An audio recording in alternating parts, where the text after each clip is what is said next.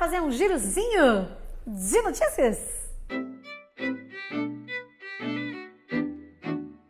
Se você acabou de chegar nesse canal, meu nome é Jana Viscardi, sou eu mesma, dona e proprietária desse modestíssimo espaço. Sejam todos muito bem-vindos. A gente está aqui hoje para fazer um breve giro de notícias, que é algo que eu faço todas as segundas e sextas lá no Instagram. E hoje, quinta-feira, eu decidi trazer algumas manchetes para a gente prestar atenção em como é que tem momentos que os jornais fazem enquadramentos das situações que realmente... curioso, não é mesmo? E eu gostaria de começar por uma matéria que vai falar sobre Beto Freitas. Beto Freitas foi uma pessoa que foi assassinada dentro de um Carrefour em Porto Alegre e a partir do seu assassinato, uma série de matérias foram surgindo. Ora para falar quem era a figura que estava fazendo a investigação, ora para falar sobre essa pessoa que morreu. E aí eu acho que a pergunta que a gente faz é: o que é que se escolhe dizer? E isso é uma escolha, porque nenhum texto é capaz de dizer todas as coisas, então inevitavelmente enquadramentos são feitos sobre as situações que são discutidas.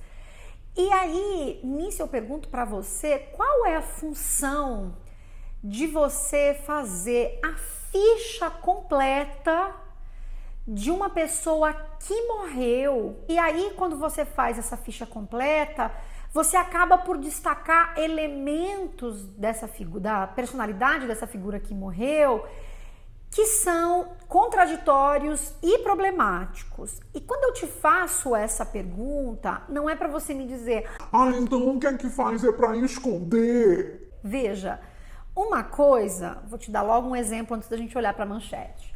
Uma coisa é você ter, por exemplo, um político que é candidato, como, sei lá, um vice-prefeito, e que tem aí os seus BOs de agressão à mulher.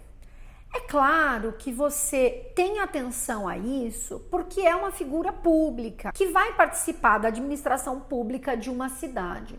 Nesse sentido, é evidente que você espera aí uma figura de comportamento ilibado, seja lá o que for.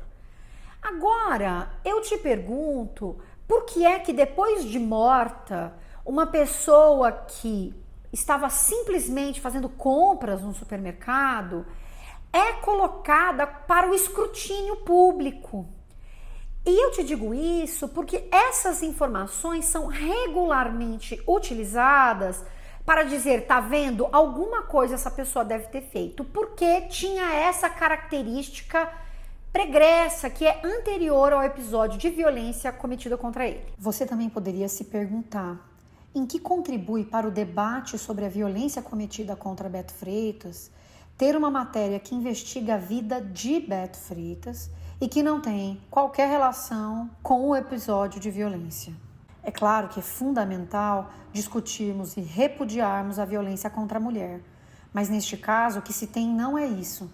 É apenas a criação do perfil de uma pessoa que foi morta, a espetacularização da sua existência pela mídia. Depois de fazer todo esse preâmbulo, vamos à manchete que você vai ver aí na tela, que diz assim: racismo. Beto Freitas foi pai precoce, filho presente e marido violento com a ex. Filho de pastor, João Alberto Silveira Freitas tinha o futebol como paixão. Veja, e aqui eu trouxe esse exemplo, não porque, não se pode dizer nada, é preciso omitir as coisas, que eu sei que os jornalistas podem justamente se questionar sobre isso. Mas a gente se pergunta sobre justamente a função social do jornal, porque a gente sabe que ele tem uma função social e a gente sabe que o jornal sabe disso. Mas para além disso, o jornal também sabe que ele precisa ganhar dinheiro de alguma forma. E ele inevitavelmente vai surfar nas pautas do momento e ir produzindo conteúdo em torno dessas pautas. E é, entendo eu, dentro dessa lógica que algo dessa natureza aparece. O foco aqui é pensar a ocorrência dessa violência e não começar a vasculhar o que foi a vida desse homem antes de morrer, alguém que não era uma figura pública, que não pretendia ser uma figura pública. Então, eu acho que a pergunta aqui é: para onde olha o jornal quando olha para essa questão? E eu sei que você também pode me dizer que outras tantas matérias foram produzidas e tal, mas quantas matérias foram produzidas, por exemplo, sobre os seguranças, né, que mataram essa pessoa? Ou mais do que isso, sobre a empresa. Quantas matérias foram feitas para olhar para a empresa? Quem é o dono da empresa de segurança? Como o Carrefour contratou essa empresa? Quantas matérias assim foram feitas nesse sentido?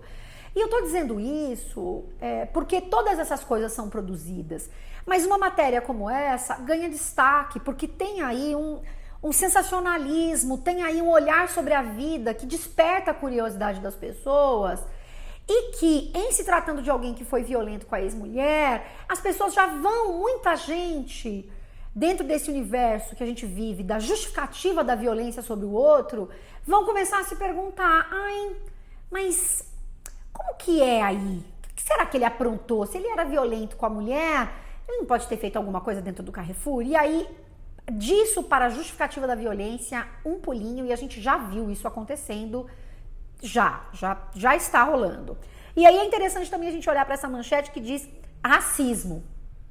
Mas a manchete, ela, em cima, né, a chamada é racismo, mas a manchete mesmo não tem nada falando sobre a negritude dessa figura e a relação disso com o episódio de violência. Na verdade, é só uma matéria falando deste homem que morreu, foi assassinado dentro de um supermercado. E é isso, na verdade, o enquadramento, né? E veja, de novo, você pode dar vários enquadramentos, eu tô dando aqui o meu palpite, não é mesmo? Aí você fala, tá bom, Jana, e o que mais temos aí?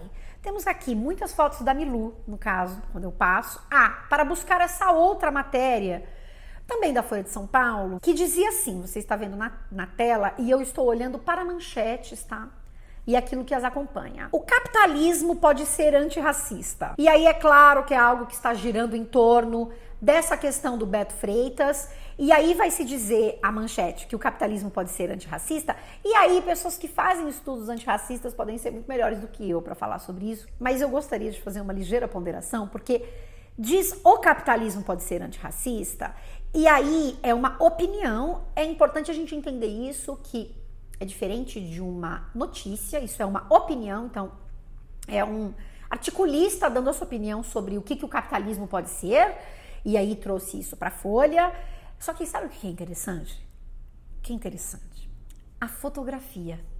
A fotografia que foi trazida é uma fotografia que tem como, no primeiro plano, uma mulher negra de máscara de lado, e essa mulher negra está entrando, ou está no fundo, o que é que tem? Um velório.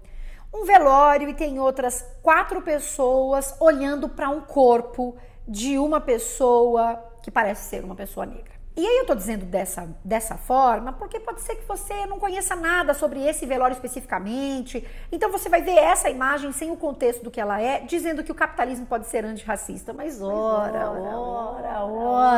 Não é interessante justamente se pegar a foto de uma pessoa morta, uma pessoa negra no primeiro plano, uma pessoa negra morta num caixão, para ilustrar a matéria que vai falar sobre capitalismo antirracista, e é justamente a pessoa preta que está morta num caixão, e é uma pessoa negra que está chegando para esse velório. Então, que capitalismo antirracista é esse que faz com que um jornal, para vender a sua matéria, escolha uma pessoa negra morta para dizer que o capitalismo pode ser antirracista? Essa é a pergunta que eu deixo aqui para você hoje. Assim, como é que isso representa que o capitalismo pode ser antirracista se você, para vender, porque a gente vive no capitalismo, para vender o que quer vender, decide colocar uma fotografia de uma pessoa negra morta num velório? Eu vou deixar essa questão aí no ar, né? O que faz? Então é para omitir, de novo, pode perguntar a jornalista. Omitir o quê, né? O que você está querendo demonstrar quando você bota essa fotografia aqui para fazer essa discussão? Seguimos. Eu quero trazer aqui agora uma notícia que não é nova, mas que é também sobre a questão do racismo e que andou circulando pelo Twitter e que eu acho muito boa, porque é assim: Príncipe Imperial do Brasil diz que não há racismo no país. E eu acho muito interessante porque príncipe, a gente vive numa monarquia, porque se fosse Inglaterra, até entenderia, né? Príncipe William, tal, Harry, Charles, né? Tô entendendo, mas No Brasil, que não tem monarquia, continua tendo príncipe, então acho que, na verdade, o que não tem no Brasil é o príncipe, o racismo, sim, e não deveria nem ter essa manchete, né? Porque não, pelo menos não desse jeito. E aí aqui eu vou entrar em duas notícias sobre a pandemia. E aí a primeira delas é um oferecimento Jonathan Vicente, que disse, cadê a Jana Viscardi para fazer a análise dessa manchete? Pois, a manchete da UOL é assim: mundo tem recorde diário de mortes por Covid, com 1,4 milhão de vítimas. Veja, a manchete está falando de recorde diário de mortes.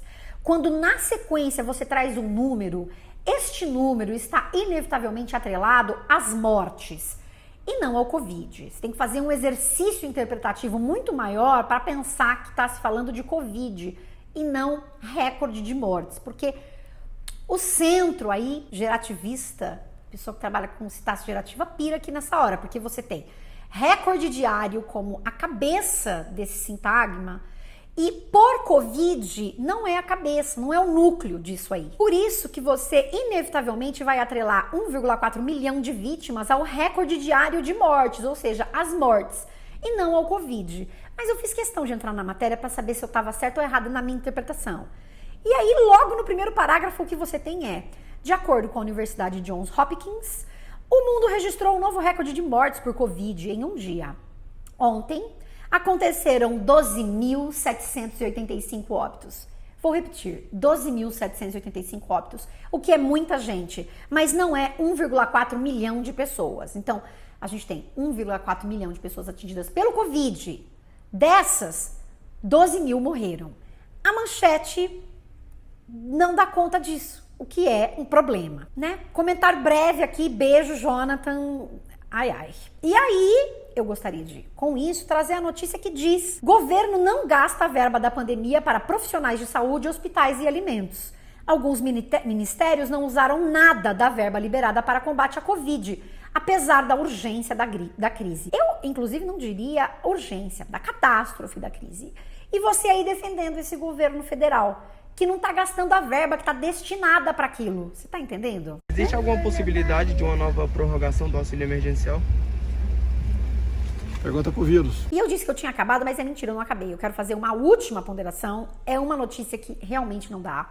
Eu não sei se você viu, mas o Maradona morreu ontem. Então você tem os países todos fazendo homenagens a essa figura que foi tão importante pro futebol argentino e do mundo. E aí, veja, os jornais, os portais de notícia vão de novo querer fazer as suas ponderações. O que a gente pode fazer de pauta, né? A pessoa fica pensando assim: morreu, o que traz de pauta? O que traz de pauta? É isso. Porque, de novo, né? Capitalismo tem que chamar atenção, tem que fazer com que você clique, tem que despertar o seu interesse para a matéria, e isso é feito das maneiras mais tenebrosas, no estilo da Atena, ou seja lá qual for. Eis que um portal faz assim: o homem tinha acabado de morrer. A matéria é: polêmicas e brigas da família de Maradona dariam um ótimo reality show. E é com essa matéria que eu faço a reflexão com você sobre o que é o jornalismo, né? E eu não digo isso para acabar com o jornalismo, já disse isso várias vezes, mas para pensar quais são as escolhas que são feitas e por quê. E a gente não pode se esquecer do elemento do clique, que é para você clicar. Então, além de você criticar um jornalismo que, por exemplo, uma pessoa morreu e no minuto seguinte vai dizer que as polêmicas da família dão um ótimo reality show, a pessoa não tá nem no caixão ainda, tá entendendo? E tá se fazendo isso. Ou então, que vai lá tentar investigar o que era a vida dessa pessoa que foi assassinada, como se é isso que fosse importante, como se esse recorte fosse importante, porque a gente vai sensacionalizando e criando esse espetáculo sobre o outro porque vende. Além de fazer a crítica aos portais de notícias, você aí do outro lado, inevitavelmente precisa ser um leitor, precisa, né? Eu sugiro que você seja uma leitora, um leitor crítico, né? Com atenção àquilo que você clica, com atenção aos conteúdos que você consome. Porque, inevitavelmente, o capital tá aí rondando, essas pessoas precisam e querem vender e chamar a sua atenção. Então, é uma disputa de atenção que passa muitas vezes por espremer sangue no jornal. E isso é muito comum há muito tempo, não só na era da internet. Então, atenção ao seu clique, atenção a quem você dá a sua atenção. E ficamos aqui com o nosso giro, que eu não consigo fazer porque consigo, olha. Esse era o giro de notícias. Beijos, tchau.